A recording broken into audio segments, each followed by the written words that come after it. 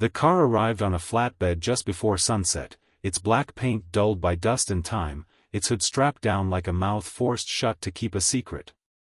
People who saw it felt something was wrong before anyone even touched it. It wasn't new, it wasn't flashy, and yet it carried a weight that made mechanics pause the way doctors do before delivering bad news. The owner, a middle-aged man named Victor Hale, stepped out slowly, his eyes tired in a way that had nothing to do with sleep. This was the third repair shop in 6 months. The first 2 had sworn the car was cursed. The third would nearly bankrupt him. And he didn't know yet that this visit would change more than just the fate of the vehicle. Victor bought the car years ago at an estate auction. No test drive. No warranty.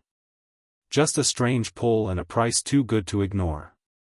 At first, it ran beautifully, smooth acceleration, quiet engine, the kind of ride that made you trust it. Then came the first breakdown. Electrical failure, or so the shop said. They replaced half the wiring system, charged him a small fortune, and sent him off with confidence. 3 days later, the engine died in the middle of traffic. The second shop claimed the first had sabotaged it. They rebuilt the transmission, recalibrated sensors, replaced parts that didn't need replacing. 2 weeks later, smoke poured from the hood like a warning signal. By the time Victor arrived at the third shop, the car had already eaten through his savings and his patience. This third shop was modern, glass walls, digital diagnostics, young mechanics with clean uniforms and confident smiles. They hooked the car to machines that blinked and hummed, screens filling with error codes that contradicted each other. One system said the engine was perfect. Another claimed catastrophic failure. A third showed no faults at all.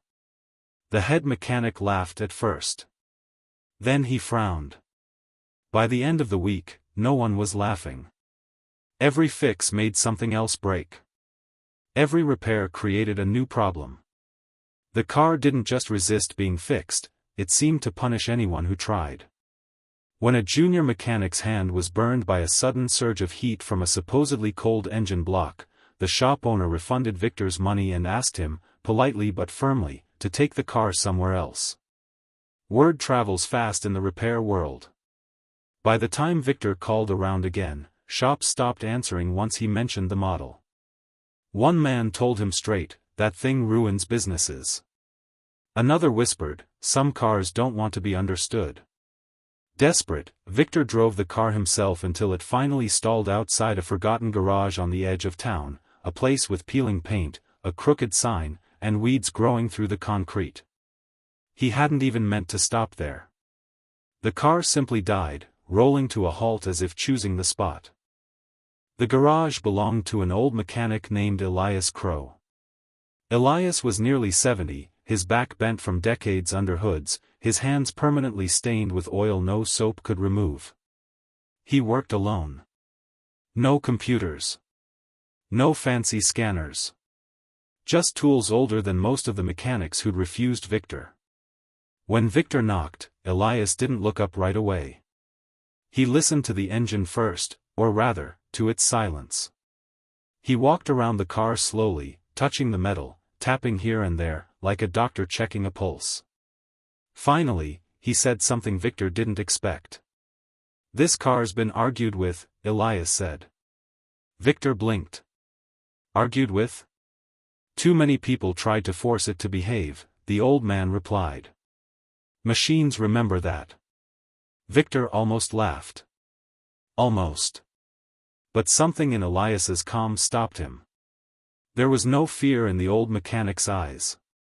No excitement either. Just patience. Elias didn't promise anything.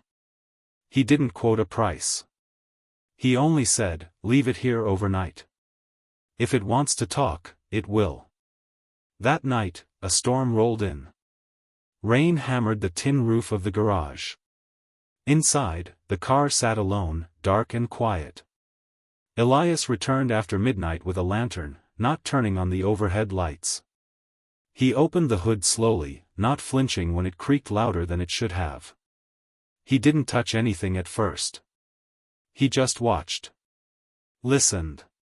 He placed his hand on the engine and closed his eyes. Years earlier, Elias had learned something most mechanics never did.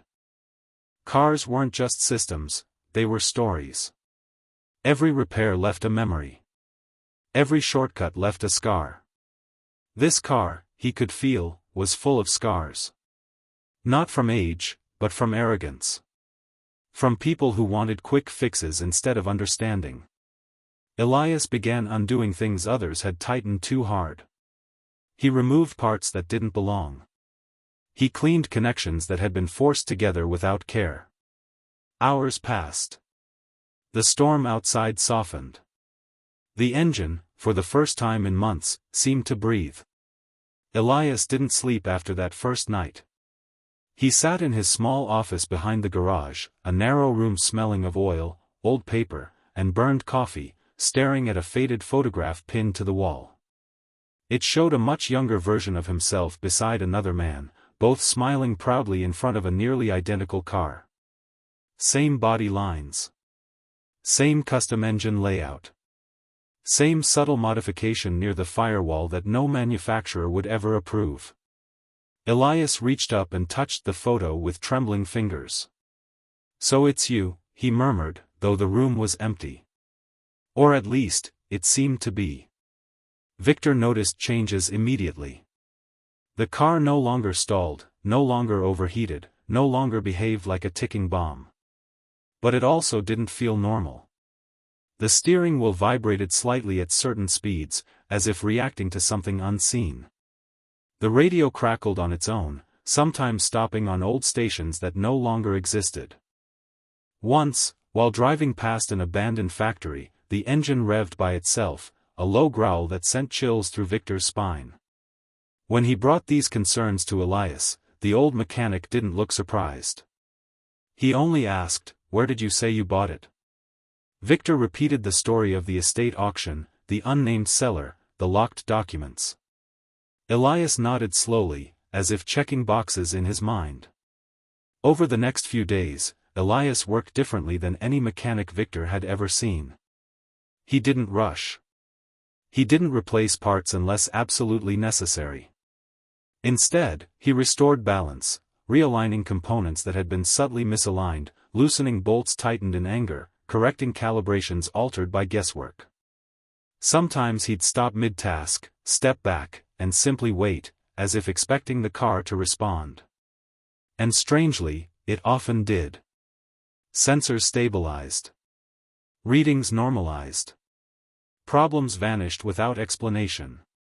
Victor watched from a distance, unsure whether he was witnessing brilliance or madness. The truth was more complicated. Years ago, before the garage became forgotten and Elias became invisible, he had worked for a private automotive research firm that built experimental vehicles, machines designed to push boundaries, to think faster, adapt quicker, learn from stress. They called it responsive engineering, but Elias had known the truth even then. These cars absorbed patterns. Habits. Human behavior. Treat them roughly, and they learned resistance. Force them, and they pushed back. One prototype in particular had shown alarming tendencies, malfunctions that mirrored emotional conflict, failures triggered not by wear but by disagreement among technicians. Management shut the project down. Most prototypes were dismantled. Most.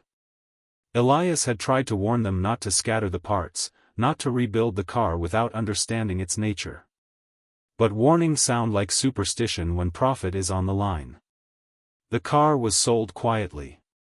Passed around. Modified. Misunderstood. Until it ended up ruining repair shops that tried to dominate it instead of listening.